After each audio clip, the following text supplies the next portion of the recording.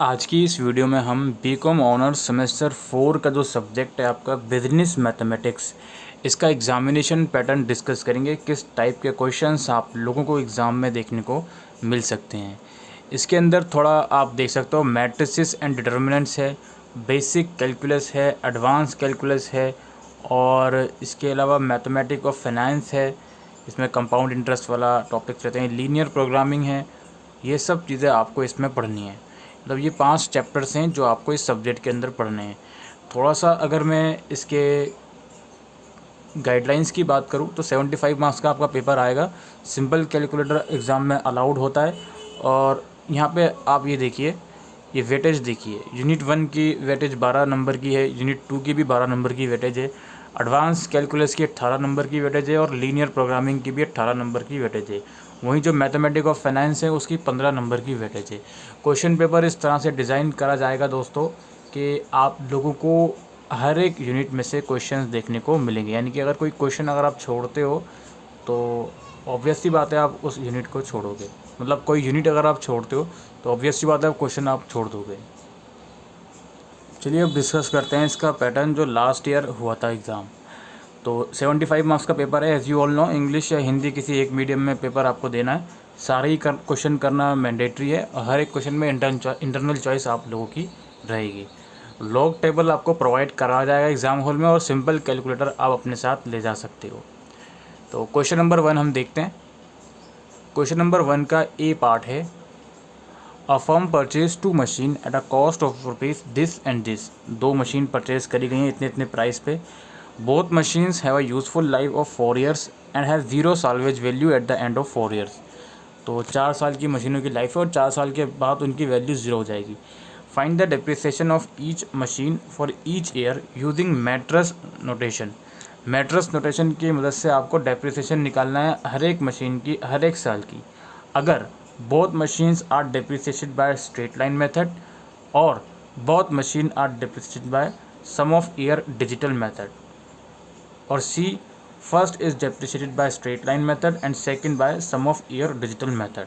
तो ये जो ए पार्ट है इसमें आपको मशीन की प्राइस और साल्वेज वैल्यू और जो ईयर हैं वो दिए हुए हैं और आपको डेप्रिसिएशन निकालनी है स्ट्रेट लाइन मेथड से अलग निकालनी है और सम ऑफ ईयर डिजिट मेथड से अलग निकालनी है। और एक पार्ट में आपको एक की ये स्ट्रेट लाइन मेथड से निकालनी है और एक की सम ऑफ ईयर्स डिजिट मेथड से निकालनी है।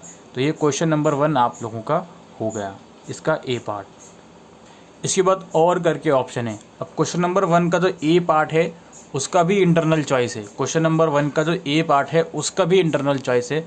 उसमें क्वेश्चन ये दिया गया है, to control a crop disease it is necessary to use 12 units of chemical A, 13 units of chemical B and 15 units of chemical C. एक क्रॉप की डिजीज़ है कोई, उसको कंट्रोल करने के लिए इतने इतने यूनिट्स का केमिकल यूज़ करना है। 1 barrel of spray P contain 1 unit of A, 1 unit of B and 1 unit of C. एक बैरल है स्प्रे का, उसके अंदर इतने इतने यूनिट्स होते हैं ए और बी और सी के। 1 barrel of spray Q, spray Q का जो बैरल है उसके अंदर इतने इतने यूनिट हैं। ए के 2 यूनिट होते हैं, बी के 6 यूनिट और सी के 5 यूनिट। और 1 बैरल ऑफ स्प्रे आर, उसके अंदर भी 3 यूनिट होते हैं, ए के 2 होते हैं, बी के और 3 होते हैं सी के। तो ये डिटेल बता दी। Find how many barrels of each spray be used to just meet the requirement, solve by matrix algebra. Matrix algebra की मदद से आपको निकालना है कि कितने बैरल्स हर एक स्प्रे के यूज़ होने चाहिए सो दैट जो रिक्वायरमेंट है केमिकल्स की वो पूरी हो सके। ठीक है, रिक्वायरमेंट ऊपर की दी गई है कि भाई क्रॉप डिजीज़ रोकने के लिए कितने कितने यूनिट्स चाहिए। और यहाँ पे आप लोगों को बता दिया कि 3 बैरल हैं, तीनों बैरल में एक बैरल में एक यूनिट के एक केमिकल के कितने कितने यूनिट हैं। तो आप बताओ कि भाई टोटल कितने बैरल्स रिक्वायर्ड हैं ईच स्प्रे के, सो दैट रिक्वायरमेंट फुलफिल हो जाएगी। और ये आपको मैट्रिक्स अलजेब्रा की मदद से निकालना है। तो ये 5 मार्क्स का हो गया आप लोगों का ए पार्ट क्वेश्चन नंबर 1 का। इसके बाद हम आते हैं पार्ट बी पर। An economy produce only 2 commodities X and Y. ठीक है जी, 2 कमोडिटीज़ प्रोड्यूस करी जा रही हैं। The 2 commodities serve as intermediate inputs in each others production. ठीक है, ये जो दोनों कमोडिटी हैं ये दोनों इंटरमीडिएट गुड्स हैं एक दूसरे के प्रोडक्शन के लिए। To produce a unit of X, 0.3 unit of X and 0.6 unit of Y are needed. ठीक है जी। Similarly to produce Y 0.4 unit of X and 0.2 unit of Y are needed. तो ये बताया जा रहा है कि एक यूनिट को प्रोड्यूस करने के लिए कितने कितने यूनिट्स की ज़रूरत पड़ रही है एक्स और वाई में से। अच्छा, 4 and 6 labour days are required to produce a unit of X and Y respectively. Labour days पता है कितने लेबर डेज की रिक्वायरमेंट पड़ रही है। The wage rate is 250 per labour day. If wage rate बताए 250 पर लेबर है।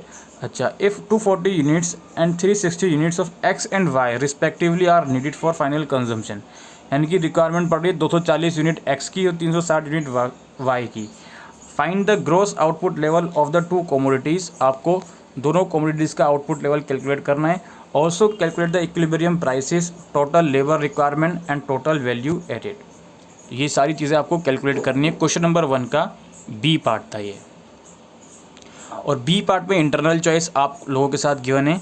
A two industry input output relationship is given below. दो इंडस्ट्री का रिलेशनशिप यहाँ पर गिवन है। ठीक है, लेबर डेज भी गिवन है, फाइनल डिमांड, ग्रॉस आउटपुट, ये सब चीज़ें गिवन है। Using matrix notations determine. Matrix notation की मदद से आपको कुछ चीज़ें डिटरमाइन करनी है। पहला ये है gross output required to satisfy the new final demand of 90 and 120 units for industry 1 and 2 रिस्पेक्टिवली। Also test the Hawkins Simon condition for the viability of the system. तो आपको कुछ रिक्वायरमेंट फुलफिल करने के लिए निकालना है। और बी में आपको निकालना है if labour available is 250 labour days is the solution feasible. अगर 250 लेबर डेज अवेलेबल है तो क्या सॉल्यूशन फिजिबल होगा या नहीं, वो आपको कैलकुलेट करना है। और सी पार्ट है आपका, ये सी पार्ट में आपको करना है ये इक्विलिब्रियम प्राइस निकालना है if the wages rate is 60 पर लेबर डे। तो इस तरीके से ये पार्ट आपका कंप्लीट हुआ। तो आपने देखा क्वेश्चन नंबर 1 में जो ए पार्ट था वो इंटरनल चॉइस में था 5 नंबर का, बी पार्ट था वो अगेन इंटरनल चॉइस में था 7 नंबर का। तो ये क्वेश्चन नंबर 1 आपका 12 नंबर का कंप्लीट हो गया। ठीक है, इसके बाद हम चलेंगे अपने नेक्स्ट क्वेश्चन के ऊपर। नेक्स्ट क्वेश्चन ये आपके सामने है, इसका ए पार्ट है find the dual of the following linear programming problem. ये कुछ लीनियर प्रोग्रामिंग प्रॉब्लम गिवन है, इनका आपको डुअल कैलकुलेट करना है। Maximise z is equal to 8x1 minus 6x2 plus 7x3 plus 2x4 subject to the constraint. ये कुछ constraint यहाँ पर गिवन है, इसको आप देख लीजिएगा। ये ए पार्ट है क्वेश्चन नंबर 2 का। और इसके साथ जो इंटरनल चॉइस है क्वेश्चन नंबर 2 का जो ए पार्ट है उसका इंटरनल चॉइस आप लोगों के सामने गिवन है। उसमें ये है a retired person wants to invest up to an amount of ₹30,000 in fixed income securities. एक पर्सन है वो फिक्स इनकम सिक्योरिटीज़ में अमाउंट इन्वेस्ट करना चाहता है 30,000 तक का। His broker recommend investing in 2 bonds. उसका जो ब्रोकर है वो 2 बॉन्ड में इन्वेस्ट करने को रिकमेंड कर रहा है। Bond A yielding 7% and bond B yielding 10%। ये बता दिए कि इतना परसेंट ये जो आपको है देगा 7% और 10%। After some consideration he decided to invest at most ₹12,000 in bond B and at least 6,000 in bond A. He also wants the amount invested in bond A to be at least equal to amount invested in bond B. What should the broker recommend if the investor wants to maximize his return on investment? Solve graphically. तो आपको बताना पड़ेगा कि कितना कितना amount ये bond ए और bond B में इसको लगाना चाहिए ग्राफ की मदद से। 6 नंबर में आपका हो गया ए पार्ट। इसके बाद हमारा बी पार्ट आता है क्वेश्चन नंबर 2 का। बी पार्ट में ये है given below is the simplex tables for a maximisation type of linear programming problem. एक डेटा आप लोगों के सामने गिवन है। Answer the following question giving reason in brief. इस डेटा की मदद से कुछ आपको क्वेश्चंस के आंसर करने हैं। कुछ 5 क्वेश्चन हैं यहाँ पे। पहला ये है does the table above give optimal solution. Optimal solution provide करता है क्या ये table? Is this solution feasible? Is the solution degenerate? और does the problem have alternative solution? If so show 1 solution each. और फिफ्थ है if S1 is the slack in machine A in hours week, S2 is the slack in machine B in hours and S3 is the slack in machine C in hours per week. Which of these machines is being used to fulfill to the full capacity when producing according to this solution? तो ये आपको linear programming का full fledge question आया है B part में। इसके बाद 6 part में भी आपको कुछ चीज़ें कैलकुलेट करनी है, काफ़ी सारे इसके पार्ट्स हैं। ये आप जैसे what are the shadow prices of the machine, machine की शेडो प्राइसेस क्या होगी। If a customer is prepare to pay a higher price for a product X1, how much should the price be increase so that the company's profit remain unchanged, और how many unit of two product X1 and X2 are being produced according to this solution, and what is the total profit, or what is the maximum you would be prepared to pay for another hour of capacity on machine A, B and C respectively. If the company produce 6 unit of X1, how many unit of X2 and X3 shall have to be reduced if any. ये सब चीज़ें आपको calculate करनी है इस data की मदद से। और इसके इंटरनल चॉइस में जो क्वेश्चन है उसमें अगेन आप लोगों को 12 मार्क्स का क्वेश्चन आया है, मतलब ये क्वेश्चन 12 मार्क्स का है। A company produces 3 product P1, P2 and P3 फ्रॉम 2 raw material, 2 raw materials A और बी से 3 तरह के प्रोडक्ट कंपनी प्रोड्यूस कर रही है, और लेबर भी है साथ में, लेबर की मदद से। 1 unit of product P1 requires 1 unit of A and 3 units of B and 2 units of L। तो बताया जा रहा है कि 1 यूनिट अगर P1 का प्रोड्यूस करना है तो उसके लिए क्या क्या रिक्वायरमेंट पड़ रही है, ए, बी और लेबर की, और P2 के लिए क्या क्या रिक्वायरमेंट पड़ रही है वो बताया जा रहा है, और P3 के लिए क्या क्या रिक्वायरमेंट पड़ रही है वो बताया जा रहा है। The company has a daily availability of 8 units of A and 12 units of B and 12 units of L. Company के पास डेली जो मटीरियल की अवेलेबिलिटी और लेबर की अवेलेबिलिटी होती है वो मेंशन है। It is further known that the unit contribution margin for the product is ₹3, 2 and 5 respectively for P1, P2 and P3। Margin बताया हुआ है प्रोडक्ट का। Formulate this problem as a linear programming problem and then solve it to determine the optimal product mix. तो linear programming की मदद से आपको इस प्रॉब्लम को सॉल्व करना है और ये बताना है कि ऑप्टिमम प्रोडक्ट मिक्स कितना होगा, यानी कि कितने क्वांटिटी में प्रोडक्ट प्रोड्यूस हो जाएंगे जो वो ऑप्टिमम कहलाए जाएंगे। Does the problem have alternative solution? If so, find out such alternative solution। तो ये 12 नंबर का है जो कि आपको करना है। उसके बाद क्वेश्चन नंबर 3 है हमारा। क्वेश्चन नंबर 3 का ए पार्ट है, the manager of a book store determines that when a certain new paper book novel is priced eight ₹P per copy, the daily demand will be X is equal to 300 minus P square copies. Calculate the elasticity of a demand at a price where total revenue is maximum। इसमें elasticity of demand आपको निकालना है जब total revenue maximum होता है। 3 का ए part है, या फिर इसका इंटरनल चॉइस है 6 नंबर का ये A part. A firm has to produce 14,400 units of an item per year. एक साल में एक प्रोडक्ट के 14,400 आइटम्स बनते हैं या यूनिट्स बनते हैं। Production cost of each unit ₹5 की प्रोडक्शन कॉस्ट है हर यूनिट की, और कैरिंग कॉस्ट जो है 10% है of the value of the average inventory. It costs ₹25 to make the machine run regardless of the number of unit produced in a run। ठीक है, एक बार में मशीन को रन करने के लिए 25 रुपये लगते हैं। अब वो कितने भी प्रोडक्ट उससे बनाएं। Find the economic lot size if currently the firm produces in the lots of 1000 unit. Find how much can the firm save if it is produce according to the economic lot size. आपको बताना है कि best economic lot size company का क्या होगा इन data की मदद से। ये 6 नंबर का है। इसके बाद इसका हमारा बी पार्ट है। बी पार्ट में क्या है, at T is equal to 0 the annual world use of natural gas was 50 trillion KB feet. The annual consumption of a gas is increasing at the rate of 10% continuously. Assume this rate remains the same in future.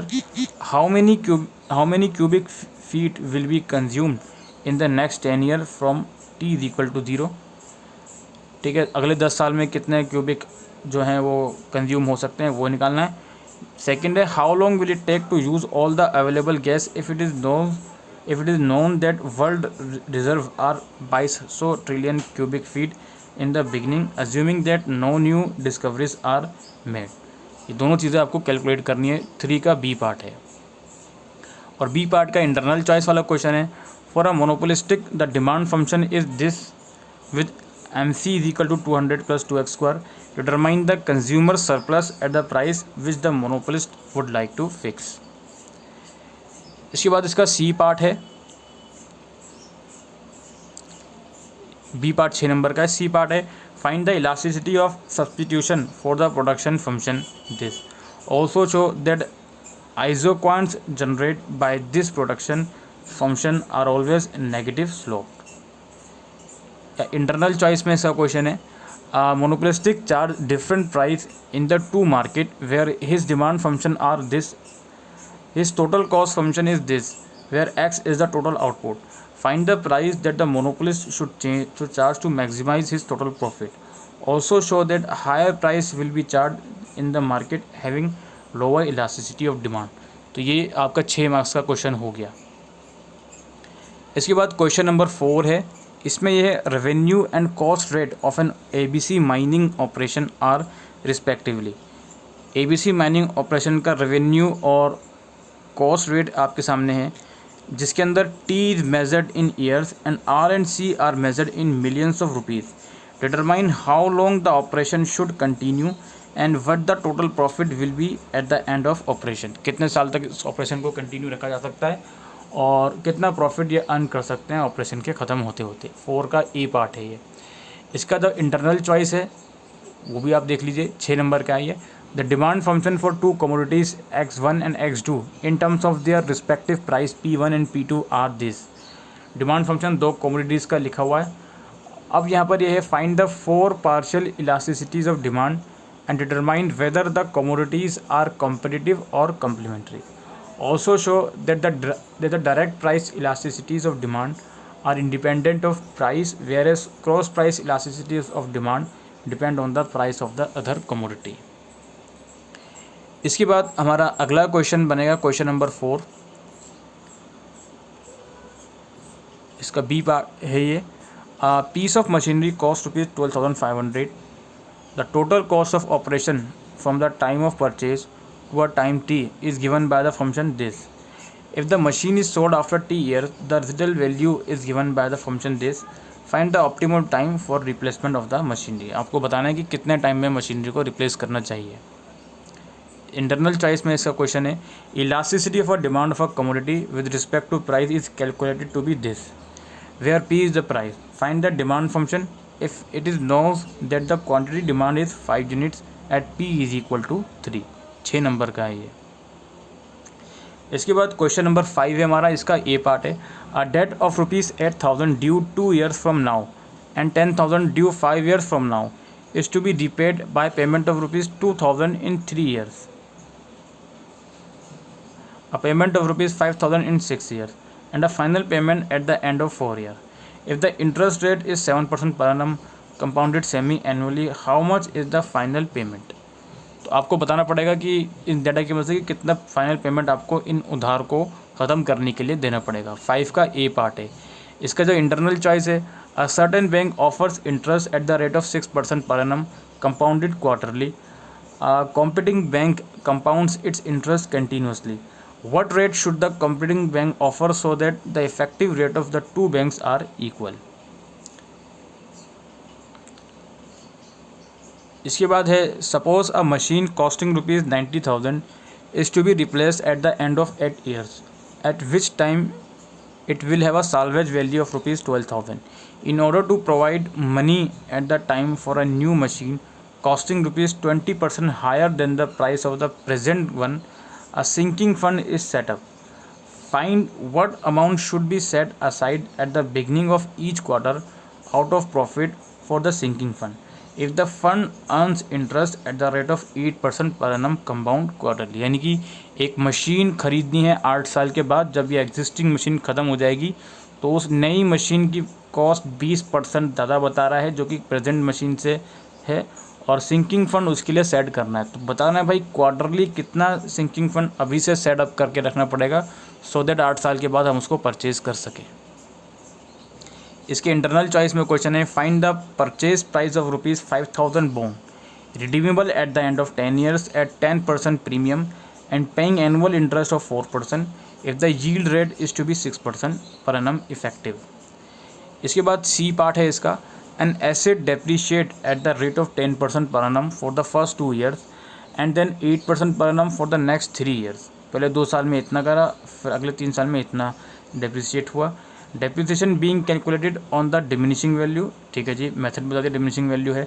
If the cost of the asset 45,000, अगर asset की cost 45,000 है, find the average rate of depreciation and depreciated value of the asset eight the end of 5th year. Depreciated value और depreciation कितनी होगी वो आपको calculate करना है 5 साल के बाद। और इसका जो इंटरनल चॉइस है वो ये है, mister X borrowed 15 lakh from bank and decided to repay it by equal quarterly instalment over a period of 5 years. तो भाई 15 लाख रुपए उधार ले लिए और क्वार्टरली इंस्टॉलमेंट इन्होंने डिसाइड करी 5 साल तक। बैंक जो है 6% पर एनम इंटरेस्ट चार्ज करता है जो कि क्वार्टरली कंपाउंड होता है। Calculate the amount of quarterly instalment, कितना उसको क्वार्टरली इंस्टॉलमेंट देना पड़ेगा वो कैलकुलेट करना है। Also find the interest and the principal paid in 15 instalment. तो ये 5 मार्क्स का आपका क्वेश्चन हो गया। इस तरीके से आप लोगों का बिजनेस मैथमेटिक्स का क्वेश्चन पेपर हो गया।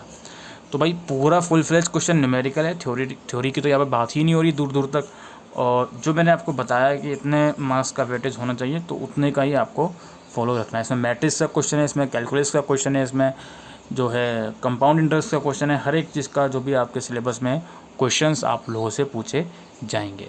तो आई होप दोस्तों आपको ये वीडियो यूज़फुल लगी हो तो वीडियो को शेयर कीजिएगा।